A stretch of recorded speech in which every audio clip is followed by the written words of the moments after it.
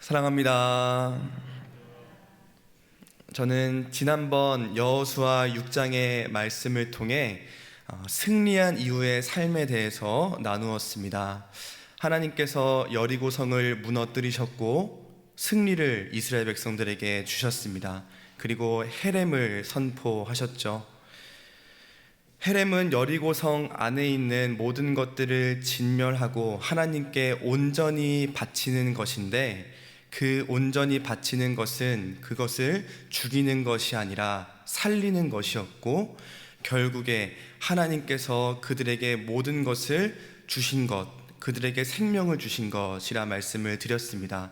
뿐만 아니라 우리는 그저 단 한 번의 순간만을 살아내는 것이 아니라 계속하여 그곳을 점령하여서 하나님 백성으로서 깃발을 꽂고 계속 살아내어야 한다라고 말씀을 드렸습니다. 이어서 우리가 오늘 살펴볼 말씀은 여리고성 전투에 이어서 아이성 전투 장면입니다. 예전에 이 아이성에 대해서 어떤 분이 이제 말씀하시기를 아이성 하면 이제 아이만 있는 성이냐라고 하면서 좀 어른들이 좋아하시는 조크를 했던 기억이 이제 나는데, 이 말씀을 연구하다가 그렇게 이제 다른 이야기는 아니구나, 좀 연관성이 있구나 좀 깨닫게 되었습니다. 이 아이성의 이 아이라는 이 단어의 뜻은 황폐해진 작은 성이라는 뜻을 가지고 있습니다. 그것의 여리고성에 비해서 크지 않은 성이라는 것이죠. 그래서 여호수아는 이제 정탐꾼을 보내서 이제 아이성을 정탐하게 합니다. 그리고 그 정탐꾼들이 돌아와서 여호수아에게 보고를 합니다. 여호수아여, 아이성은 작고 세력도 적은 성이어서 우리 모든 군대가 다 올라가지 않고 한 2-3천 명만 올라가서 그들을 쳐도 충분히 이길 만한 성이었습니다 라고 보고를 합니다. 그래서 2-3천 명만 올라가서 아이성을 칩니다. 어떻게 되었죠?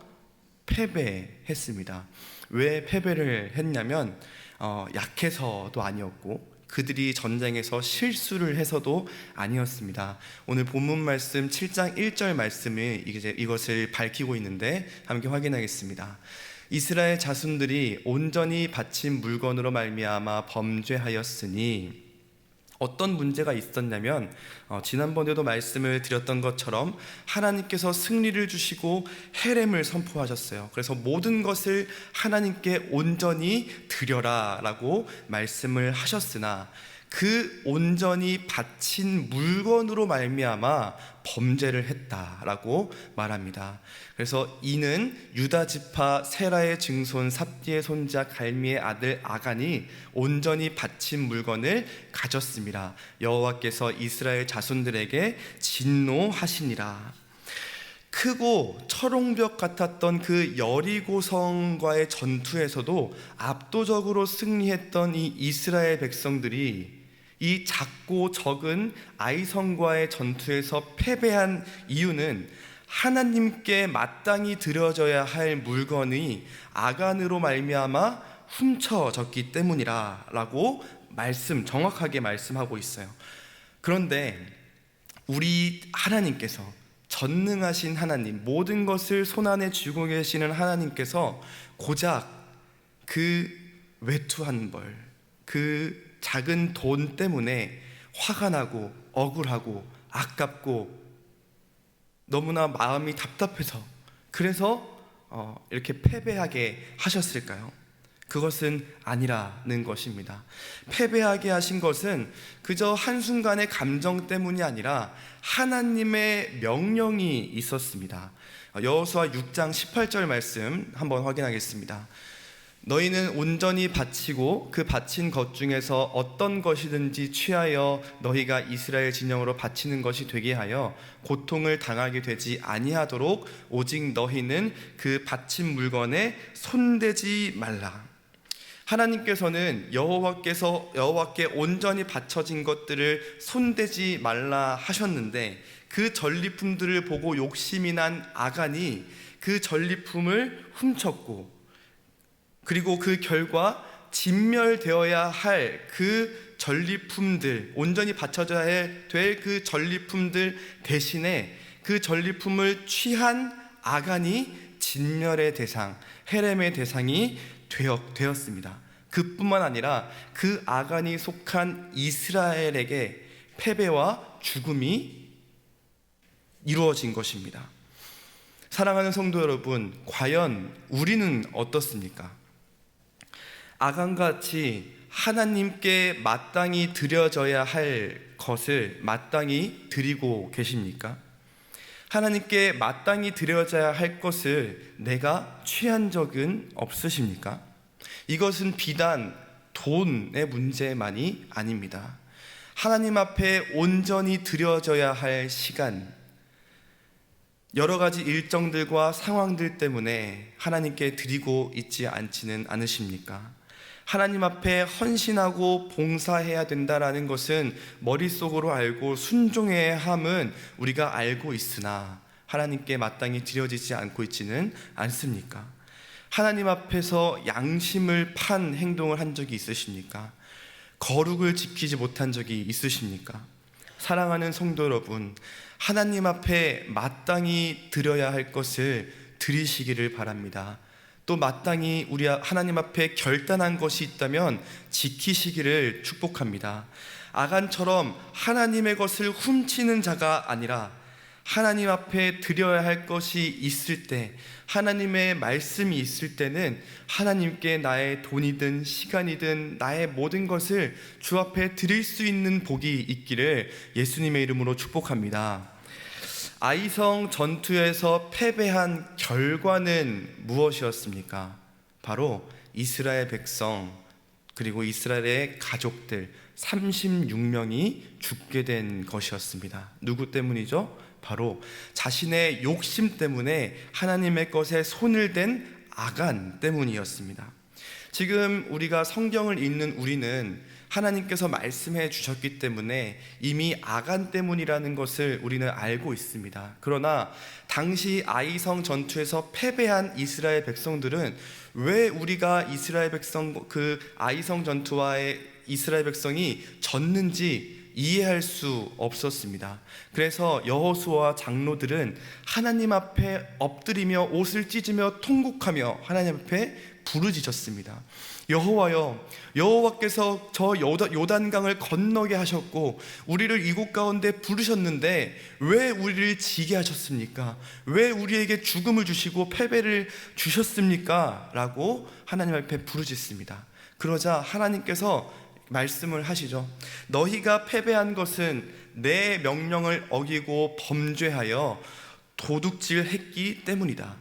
그 도둑질한 물건을 너희에게서 없애지 않으면 너희는 모두 죽고 말 것이다 라고 말씀을 해주셨어요. 그러면서 이제 이후의 말씀에는 하나님께서 범인을 직접 추려내기 시작하십니다.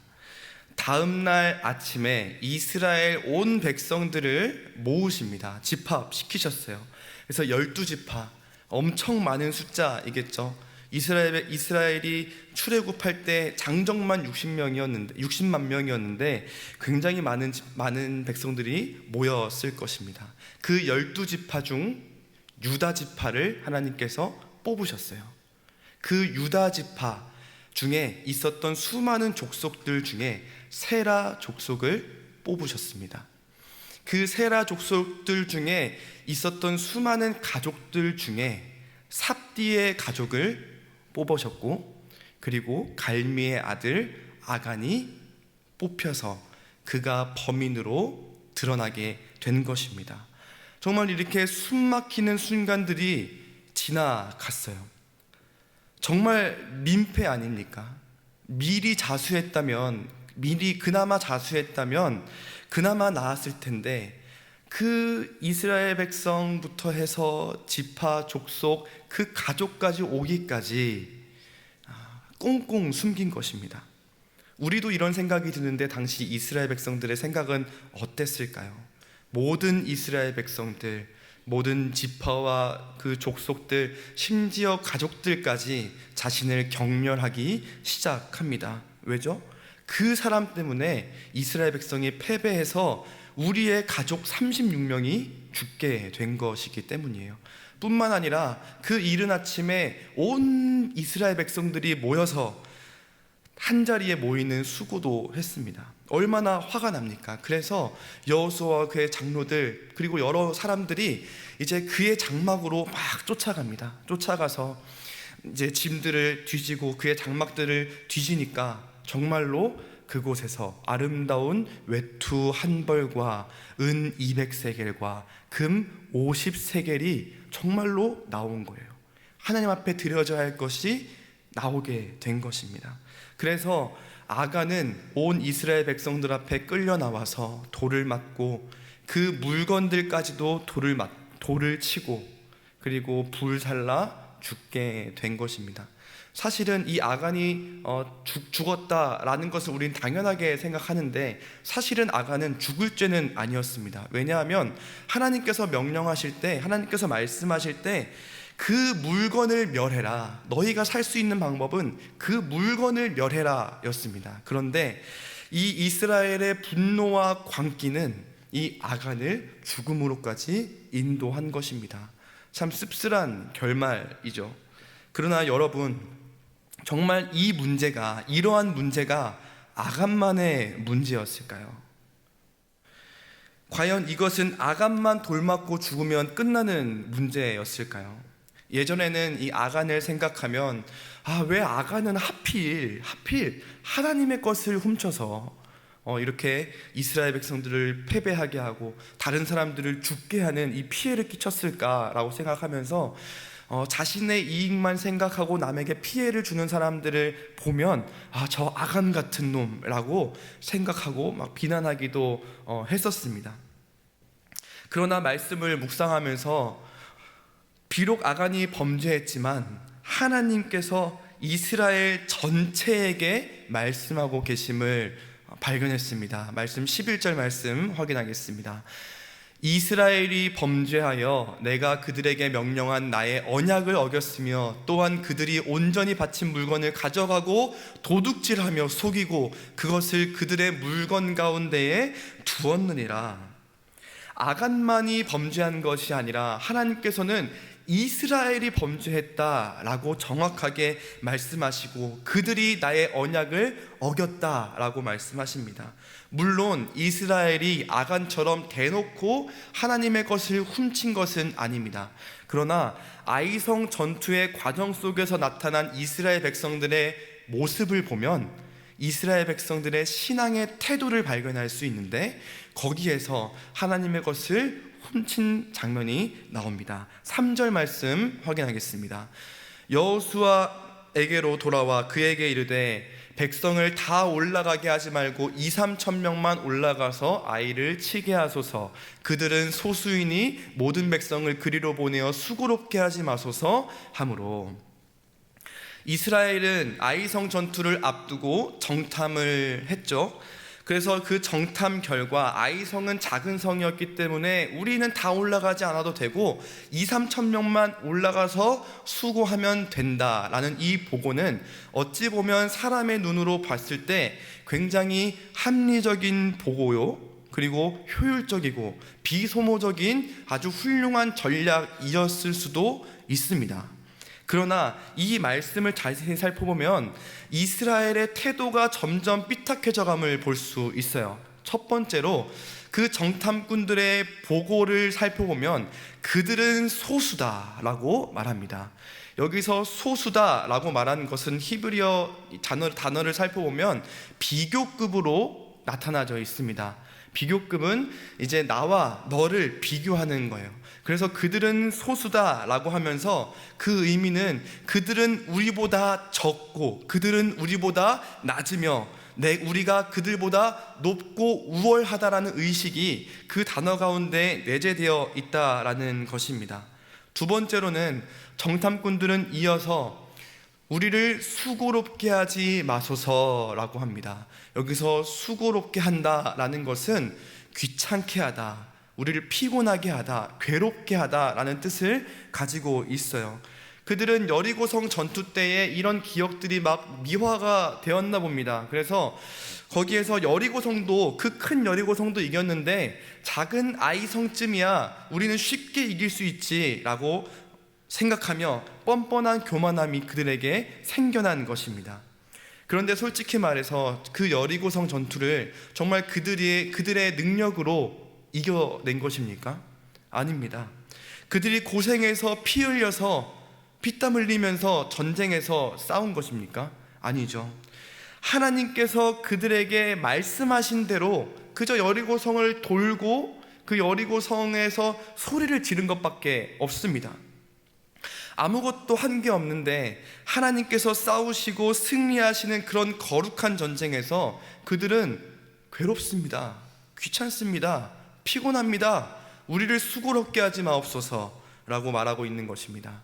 이런 그들의 모습을 보고 하나님께서 이스라엘이 범죄하였다라고 말하고 있는 것이죠. 즉 이 문제는 하나님께 온전히 바쳐진 물건들을 훔쳐서 자신의 것으로 삼으려고 했었던 아간만의 문제가 아니라 이스라엘의 주인, 이 전쟁의 주인, 모든 인생의 주인이 하나님이 아니라 자신들이 되려고 했었던 이스라엘 백성들의 문제라는 것입니다.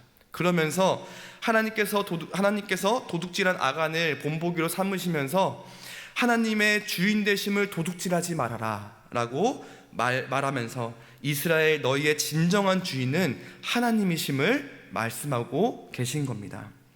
사랑하는 성도 여러분, 정말 이 문제가 아간만의 범죄 이야기 맞습니까? 아간만이 하나님의 것을 훔친 것이 맞습니까?